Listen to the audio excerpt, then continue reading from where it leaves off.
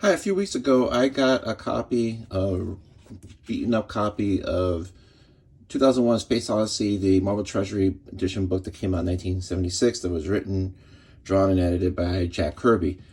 And I had someone actually ask me to kind of like show off the book a little bit more, like just the interiors and all that. And it's nice to get a request, so who am I to say no? So anyway, that's what I'm going to do. I'm going to dive into this book a little bit. A couple of things I wanted to mention. I'm going to go a little slowly and just kind of peruse through this book. I think a lot of us are familiar with the book and or the movie. And also, every time I open this up, it gets damaged more. Like, this cover was a lot more attached when I first got it a couple of weeks ago, but for $4, I'm not going to complain. This was, this is 56 years old, and it wasn't kept in a low humidity, temperature controlled environment. It was just out in the wild. And this is newsprint, by the way. This is not like a regular Treasury edition where you get better paper in this size. This is just newsprint. So this was written, drawn, and edited by Jack Kirby. And I think that because he had to stay within the 2001 Space Odyssey mythos, he was a little bit more restrained in how far he took the story. I think one of the things that, as I've read the New Gods and I've read Mr. Miracle, is that there's all these fantastic ideas that just keep coming out all the time. And, they're 20, 30, 40 years ahead of their time. But sometimes it was too much. It was like, I think he needed to be held back a little bit. Like, I think he had the volume turned up to 15 and somebody had to sit there and say, hey, the volume needs to be like at 8 or 9 or 10.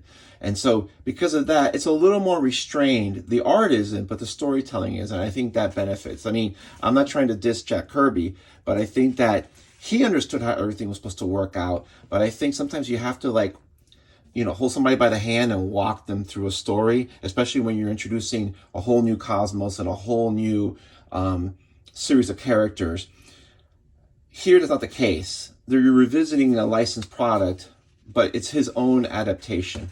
This is, if I would describe it, this is a combination of the film, of the novel, and Jack Kirby's own interpretation. So it's not just a copy of the film or a copy of the book. It borrows from both and has his own twist on it. So here, similar to the movie, it adds a lot more subtext to the main ape character that's in the film, and he has a name, Moonwatcher. And so they talk about the struggles that the apes have because they have no tools. They don't know that you can actually catch these animals, and there's ways to kill them, to eat them. I mean, I guess if they find them dead, they can, but they also don't have any weapons against other ape tribes. They discover the monolith, and this is where you see Kirby's, the power of his work is always in bigger pages. Like, if you think in a regular comic book that's this big, that his work looks powerful, it looks even more powerful this large. And just to kind of give you, a size reference, this is a current Marvel Treasury edition. So the new ones are about 1.5 inches less wide than the old ones. And I maybe that's part because of the way the gutter comes, because here you can pull this all the way back and you can see everything, where here you can't. So you have that, what they call gutter loss. Maybe shave a few pennies off the book, the cost of the book. But the story here really is Jack Kirby's art. So the storytelling is serviceable enough. But, you have your standard story, but then there's just some pages that are just amazing. Like this one where they're starting to approach where the monolith is. And just there's a lot of these one panel pages that are just really outstanding. This is what Kirby is so good at, drawing alien or future technology, maybe, because this is the American technology, on a lunar landscape full of craters and empty gorges and just these deep trenches. It's really amazing.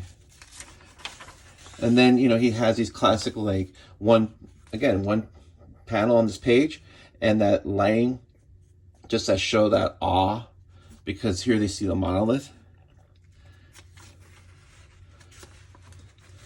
And then later on, you cut to the scene where Discovery 1 is heading to Jupiter. And this is just wonderful. just seeing this large is really great. So again, we have the story where they're suspecting that there's something wrong with Hal.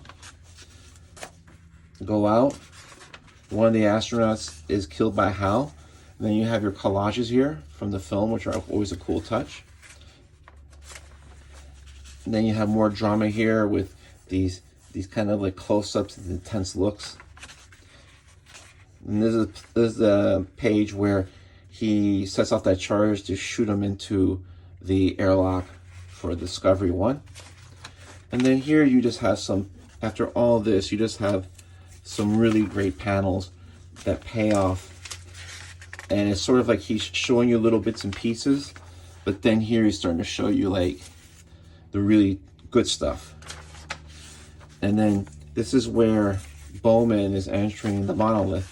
And then you just have like this 2-page spread, which is just amazing. I'd love to see the original art on this, some of this work. So you have that. And then how do you follow up a 2-page spread by Kirby? With another 2-page spread by Kirby. This is like Kirby on all cylinders art-wise. And another one here. Then Bowman enters the monolith. This is where he ages. And eventually becomes the Star Child. Here. And then there's a 8 to 10 page essay retrospective, and I think this is starting to tear off here a little bit more. That's the way it goes. And then you have the back cover. The front cover is really, this funny thing is that physically it deteriorates, but color-wise, it's maintained its colors.